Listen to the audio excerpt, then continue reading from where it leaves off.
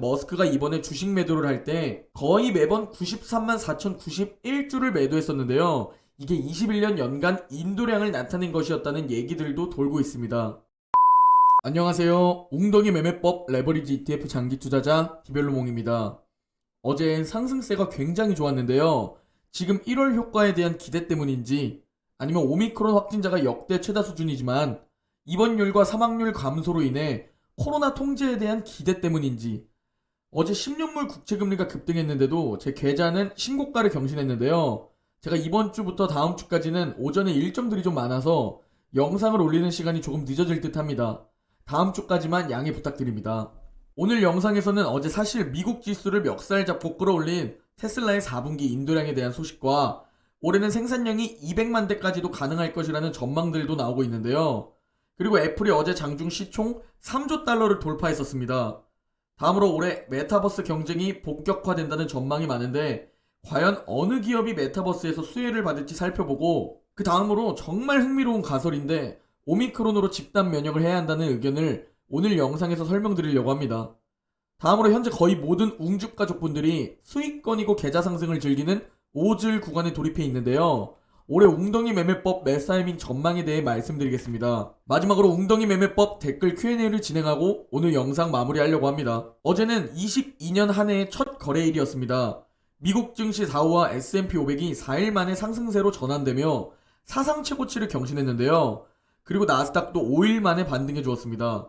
지난해 말 압박을 받았던 기술주가 다행히 추세를 되돌렸는데요. 화면의 검정원을 보면 장 초반에 급락을 보여준 것을 알 수 있는데 어제 미국 10년물 국채금리가 하루 만에 1.6 위로 올라간 영향입니다. 그런데 1월 효과 때문인지 올해 상반기 금리 인상 효과가 일정 부분 반영된 건지 저가 매수세 유입이 들어오면서 큰 상승을 보여주며 마감했습니다.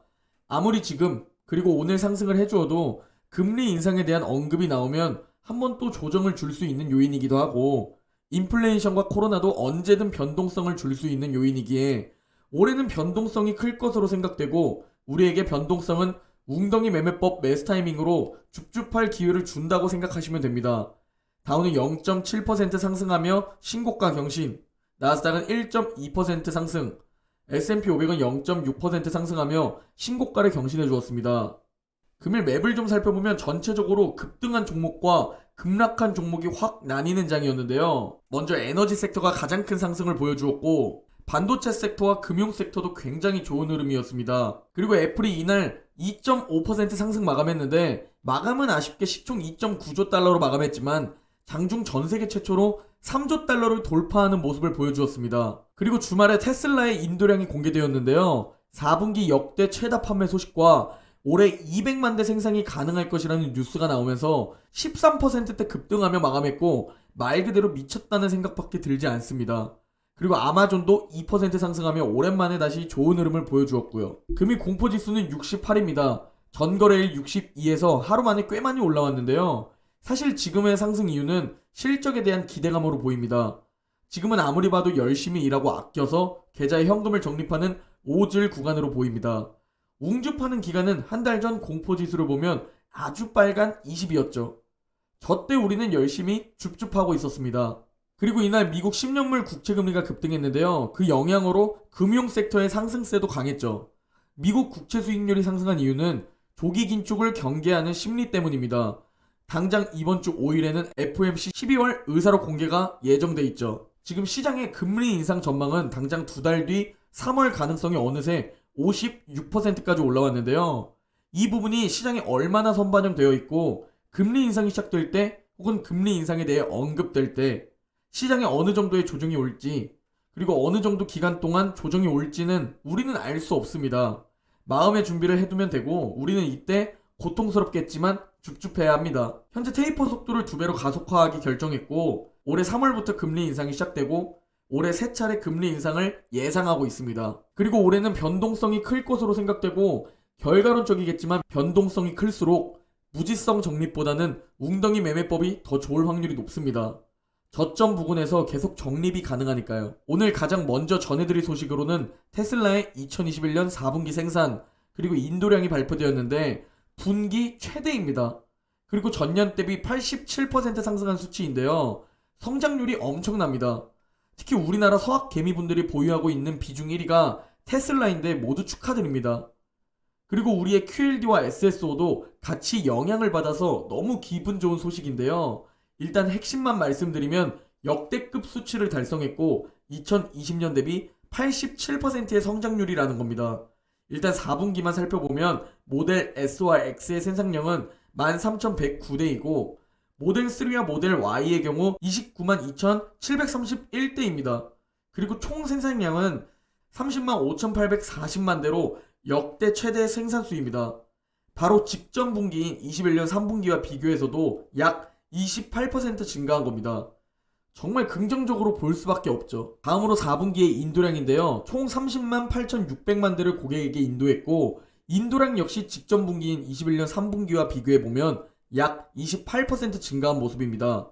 그리고 아래 수치는 연간 생산량과 인도량 수치인데요. 무려 약 93만 대를 기록했습니다. 지금 일간에서 나오는 얘기로는 머스크가 이번에 주식 매도를 할 때 거의 매번 93만 4,091주를 매도했었는데요.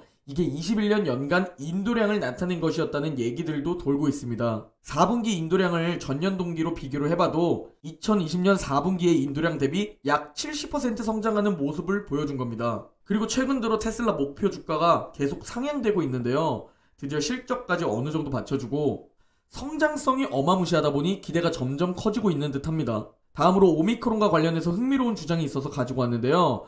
오미크론 변이로 세계적인 집단 면역을 달성해서 앞으로 또 찾아올 다른 변이에 대응해야 한다는 주장입니다. 이 주장을 한 이유는 오미크론의 중증도가 낮기 때문에 인명피해를 그나마 최소화할 수 있다는 이유인데요. 집단 면역을 하면 고강도 봉쇄 조치도 해소되고 그로 인한 경제가 무너지면서 생기는 부작용을 막는 데도 도움이 될 것이라는 분석입니다. 굉장히 흥미로운 주장인 이유가 뭐냐면 오미크론이 발견되기 전 남아공의 코로나 치사율은 무려 8%였습니다. 그런데 이 치사율이 현재는 0.2%까지 떨어진 거죠. 독감과 별 차이가 없는 겁니다. 그리고 미국과 EU도 최근 코로나 치사율이 약 6%에서 현재는 0.5% 아래로 내려갔습니다. 하지만 이 의견의 단점으로는 일부 사망자가 나온다는 것인데요. 사실 우리는 전문가가 아니기 때문에 뭐가 맞는 건지 알 수 없지만 결국 꼭 통제가 되어야 합니다. 그리고 많은 전문가들이 올해 메타버스의 경쟁이 본격화될 것이라고 예상하는데요. 메타, 애플, 마이크로소프트, 구글의 빅테크 기업들도 모두 메타버스 프로젝트를 확대할 예정입니다. 그리고 결국 왜 우리가 빅테크에 투자해야 하고 QLD와 SSO에 장기 투자해야 하냐면 결국 메타버스 분야도 빅테크끼리 간의 경쟁입니다. 아직까지는 메타가 다른 빅테크 경쟁사보다 VR 하드웨어 점유율 75%를 달성하며 우위를 점하고 있는 상태인데요. 하지만 QLD와 SSO에 투자하는 우리는 사실 메타가 이기나 애플이 이기나 마이크로소프트와 구글이 치고 올라가나 누가 이기든 상관이 없고 결국 누구든 오르기만 하면 됩니다. 결국 어느 기업이든 그 기업이 우리의 QLD와 SSO를 상승으로 이끌 겁니다. 클라우드 분야도 마찬가지입니다. 구글, 아마존, 마이크로소프트의 3파전인데 누가 이기든 상관없이 클라우드 분야가 커지기만 하면 누구든 우리의 종목을 상승으로 이끌어 줄 겁니다. 자, 이제 웅덩이 매매법 QLD와 SSO 현재 상황과 다음 매수 타이밍을 설명드리려고 하는데요. 먼저 나스닥 200에버리지 QLD 일봉 차트입니다.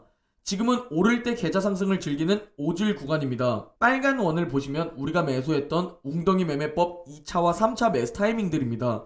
완벽한 저점이 아닌 저점 부근에서 계속 분할 매수하는 겁니다. 그리고 최근 저점을 기준으로 13% 급등을 해주며 현재 고점 부근에 위치해 있습니다. 지금은 관망하는 겁니다. 다음은 S&P 500 200에버리지 SSO입니다. SSO는 거의 현재 신고가입니다. 곧 제 계좌에서 SSO는 수익률 30%를 찍을 듯 한데요. 우리는 빨간 원에서 줍줍을 했는데요. 빨간 원은 웅덩이 매매법 매수 타이밍 2차와 3차입니다. 저 구간에서 계속 분할 매수하는 겁니다. 적립식 장기 투자를 웅덩이에서 집중 매수하는 거죠. 그리고 SSO 역시 최근 저점을 기준으로 약 12% 급등해주며 큰 상승을 보여주고 있습니다. 지금 SSO 역시 관망하면서 계좌 상승을 즐기는 구간입니다. 많은 분들이 제 QLD와 SSO 비중에 대해 물어보시고 왜 QLD의 비중이 더 높은지 여쭤보시는데요. 제 현재 비중은 QLD 8 그리고 SSO는 2입니다. 올해는 QLD 집중 매수로 QLD 9, SSO 1의 비중을 목표로 두고 있는데요. 저는 21년의 시장을 보면서 올해 역시 빅테크로의 양극화 현상이 더 심화될 것 같다는 생각을 하고 있습니다. SSO에서 차지하는 탑10의 비중은 약 28%입니다. 이미 굉장히 높은 수준이지만 QLD의 탑10 비중은 약 51%입니다. SSO와 비교해도 굉장히 높은 비중이죠.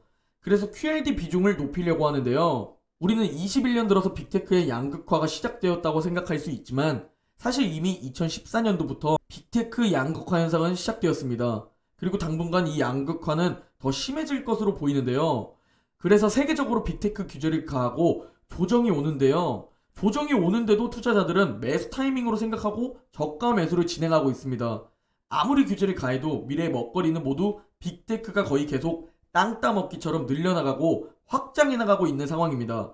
그래서 빅테크의 비중이 더 높은 QLD의 비중을 더 높이려고 합니다. 하지만 개인적으로 제 심리를 봤을 때 전 무조건 SSO에도 같이 투자하는 이유는 2021년에 에너지 섹터가 가장 좋은 상승을 보여주었는데요. SSO의 상승을 견인한 겁니다. 제 포머 증후군을 막기 위해서 저는 QLD와 함께 SSO도 장기 투자할 겁니다. 만약 SSO에 투자하지 않았다면 전 에너지 ETF를 쳐다보고 있을 수도 있거든요. 주식을 부동산의 보유기간처럼 보유한다면 더 높은 수익을 안겨줄 겁니다. 하지만 쉽게 사고 팔 수 있다는 점이 우리의 심리를 건드리면서 결국 손실보게 만들고 수익 극대화를 방해하는 거죠. 3년 이상을 바라보시고 5년, 10년 장기 투자해보는 겁니다. S&P 500은 20년 이상 보유한다면 손실볼 확률이 0%라고 합니다. 이는 개인적으로 우상향하는 우량 종목에 거의 모두 해당된다고 생각합니다. 보유기간이 길어질수록 손실볼 확률이 0%에 가까워지는 거죠. 일단 1차 목표를 2022년 올해 무사히 웅덩이 매매법 매수 타이밍마다 열심히 줍줍하면서 만약 올해도 상승한다면 올라서 좋고 만약 올해는 횡보, 하락한다면 수량을 조금이라도 더 모아놓고 내년에, 내후년에 수익 극대화를 기다리는 겁니다. 특히나 변동성이 심한 횡보장이라면 무지성 적립보다 웅덩이 매매법이 훨씬 효과적일 겁니다. 그리고 그렇게 줍줍한 후 상승이 시작되면 수익 극대화로 연결되는 거죠. 그걸 계속 반복하면서 3년, 5년, 10년 해보는 겁니다. 오를 땐 계좌 상승을 보면서 즐기고 웅덩이에서 계속 줍줍하는 거죠. 오늘 영상은 여기까지입니다. 모두 행복한 하루 보내시고 내일 영상에서 뵙겠습니다.